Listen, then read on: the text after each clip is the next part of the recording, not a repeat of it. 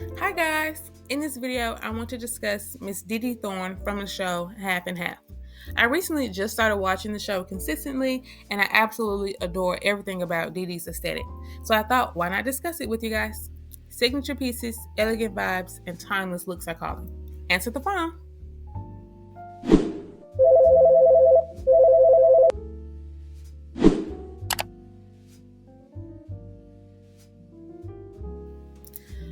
Okay, first let's break down Dee Dee's aesthetic. Dee Dee Thorne's vibe is peak early 2000s bougie girl next door with a polished feminine twist. She's all about soft pastels, fitted cardigans, satin camis, pearls, delicate jewelry, and perfectly coordinated outfits. Her style mixes preppy and girly, but always with a warm, earnest charm that makes her lovable rather than snobby. Her apartment mirrors that same aesthetic: clean, organized, and subtly luxurious without being flashy. I personally love her use of soft neutrals throughout the apartment, the soft muted colors, the decor, the natural lighting coming through the window. It just gives off this warm, elegant aura that I really enjoy.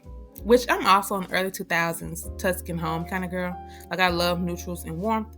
I just think it makes everything cozier, more inviting, and more homey. Anywho, not only do I love the aesthetic, but I really appreciate what it means in terms of world building. Dee Dee and her mother Big Dee Dee's aesthetic is visually worlds apart from her sister Mona and her mom's aesthetic. Dee Dee and Big Dee Dee, which by the way I just realized while writing the script for this video that both Dee Dee and Big Dee Dee share the same name. Obviously I knew, but I didn't pay it any attention. I'm like, why would they do that? But I guess it makes sense that Dee Dee, or Big Dee Dee rather, would name her child after herself. Anyways, their aesthetics embody a polished, upscale country club kind of femininity. The soft neutrals, tailored silhouettes, elegant decor, and a clear emphasis on refinement and presentation. Their spaces and wardrobes feel curated, symmetrical, and intentionally luxurious. In contrast, Mona and Phyllis lean into a more bohemian, artsy, eclectic vibe. Their style is expressive and free-spirited, filled with bold colors, mixed textures, creative details, and a lived-in warmth that reflects individuality over perfection. Together, the two households demonstrate how upbringing and environment shape not just personality, but visual identity. One polished and proper, the other vibrant and creative. Now let's move on to my favorite part, the wardrobe. I literally would keep the show on sometimes just to see what Dee Dee or even Big Dee Dee will wear because they both have great style. I enjoy the fashion so much that I even looked into their costume designer, who I believe goes by Ceci. She's worked on a variety of black television, from A Different World to Living Single to Sister Sister. With Half and Half, I think she did a wonderful job of storytelling through design and costume. You see the clear distinction as well as the connection when looking at the show before the characters even utter a word. It makes sense that Big Dee Dee is related to Dee Dee based on her costumes alone. And obviously the director and production designers were a big part in creating that visual world as well. With Dee Dee, one of the first things I noticed is the love for signature pieces. Now, behind the scenes, I wonder if this was a budgeting issue, because as you may or may not know, black shows are often given smaller budgets in Hollywood. So as we do, we improvise and make the best of things, which I think worked out perfectly in this case. The women on Half and Half consistently lean into the same warm brown and neutral toned aesthetic, creating a signature visual identity that follows them through the series. Whether it's suede tops, corduroy jackets, caramel shearling coats, or mocha tone blouses, they repeatedly return to earthy textures and soft muted palettes. These rich browns and tans become a unifying thread between their outfits, grounding their looks in this cozy early 2000s vibe. Now obviously they also tapped into color, the baby pinks, the purples, and the muted greens, but even then it always felt warm. Plus, like I said, I'm biased toward the warm neutrals. The repetition of these tones doesn't feel redundant. It feels intentional, reinforcing who they are and the world they occupy.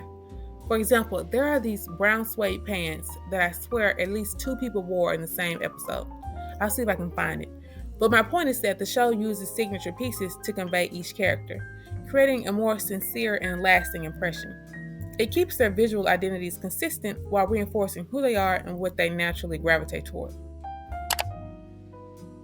Now let's break down some of my fave outfits seen on Dee Dee and what they mean to her.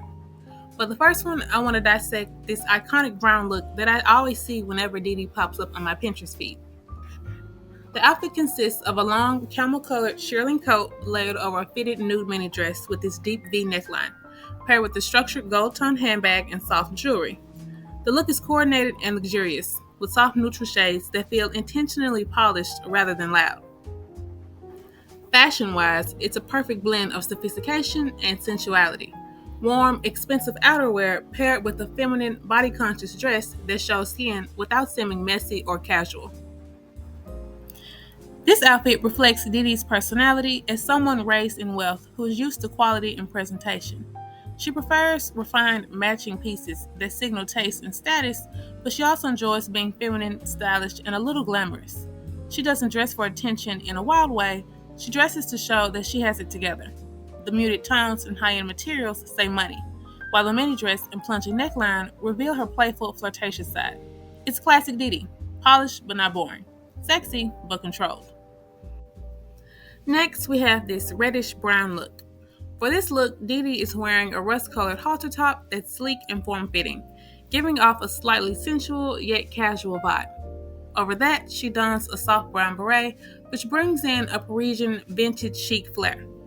Her jewelry is understated but elegant, a slim pendant necklace and small earrings. I can't find or remember the exact pants, but I'm sure they were of some brown hue. If you remember the exact episode, please let me know. I gave myself a headache trying to find some of these looks. This outfit is a great representation of Dee Dee's mix of refinement and playfulness. The halter top highlights that she's confident and comfortable showing off a little skin, but not in a way that feels overly flashy. She's not showing out, she's just polished.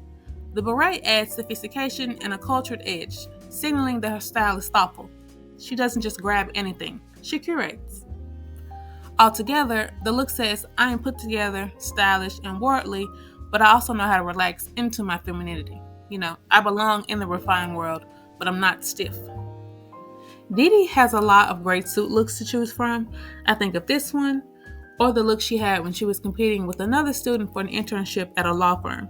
I like this one because it shows a pop of color, which I think we see more vibrant pops of colors as the seasons progress. I don't know if you can tell, but I am only halfway through with the show. But I see the color girl. I see it. In this one, she's wearing a powder pink tailored suit with a deep V neckline and covered buttons that add a soft, feminine finish. The standout detail is the oversized fuchsia flower applique on her lapel, which gives the outfit dimension and a touch of playful drama. Her hair is styled in soft brush curls, and as always, she pairs the suit with delicate jewelry, simple earrings, and a dainty necklace, keeping the focus on the outfit's sculpted shape and bold flower. I like the look because it's classic, polished, and deliberately feminine. Pink on pink that shows she's confident in her womanhood and unafraid to use softness as power. The tailored structure makes her appear intentional and put together, while the oversized flower signals personality and flair. The combination of a sharp silhouette with ultra-girly color cues reveals someone who balances professionalism with individuality.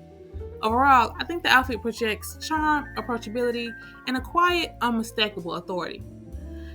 Then we have this purple halter top with white shorts, which is an outfit formula, a signature, if you will, that Dee Dee gravitates towards a lot. A top and shorts that show off her legs. Her outfit is bold, fitted, and intentionally eye-catching. The deep purple halter top emphasizes her upper body, giving a confident, athletic, and slightly glamorous feel. The bright white shorts add contrast, making the look pop and drawing attention to her legs.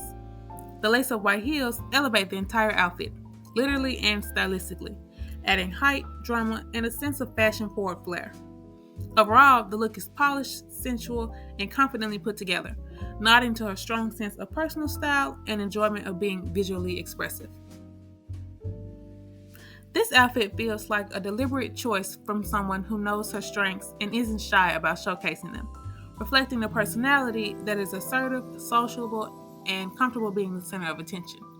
The mix of body-conscious elements and high-fashion touches shows she values both physical presence and personal presentation, taking pride in her look and thriving in environments where her confidence can shine.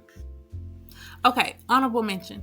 I want to include the fashion from Season 1, Episode 9, where Dee Dee tries to get Mono acquainted with her friends. I love the aesthetic of Dee Dee's friends because while obviously individuals, it was also obvious they were an extension of her. Of her friends' looks, my fave was Jasmine, played by Nicole Scherzinger. Nicole is very pretty anyway, but of course I also love the warm tones and mix of browns in her outfit, especially complemented by her dark hair. So let's get into it. Her outfit is sleek, warm-toned, and subtly seductive. The deep caramel or golden brown top has a plunging neckline and fitted silhouette that highlights her figure without being overly flashy. Paired with a darker brown skirt, the combination creates a rich, monochromatic look that feels both modern and earthy. The standout accessory is the gold chain belt draped across her hips, adding movement, sparkle, and a touch of glamour. Which, by the way, I just love. When you think of a gold chain belt, who or what do you first think of? I always think of the nanny. Anywho, with long styled hair and a cocktail glass in hand, the overall vibe is effortlessly polished. You know, sensual but controlled, elegant but relaxed, just like a friend. In terms of the costume's impact, I think they easily hold up today. As someone growing into her own personal style, I would totally wear at least 80% of Dee Dee's outfits today. Aside from me personally, I think Dee Dee gave soft, clean girl before it was a thing. Before we had soft girl, clean girl, or quiet luxury, Dee Dee was already living it. Her style was built around this clean, soft, always polished presentation. It didn't rely on trends, it relied on taste, which is why it still feels relevant today. She was doing the glossy blowout, the minimal makeup, the matching sets, the soft feminine energy long before the internet gave it a name. What also makes her aesthetic feel ahead of its time is how intentional and cohesive it was. From her wardrobe to her apartment, everything communicated polished, gentle, put together. It's the same vibe people chase today under the clean girl or quiet luxury umbrella, but Dee Dee did it naturally, without trying to be trendy. So she definitely still eats today, and she was absolutely serving soft clean girl in 2003. She just didn't have TikTok to tell her. That's all for today's video. As always, I hope you enjoyed it, especially since it was something a bit more relaxed than my other video topics. I want to know, do you have a favorite outfit from Dee Dee, or were you more into Mona's fashion? Let me know down below. Thanks so much for watching, and I'll see you next time. Bye.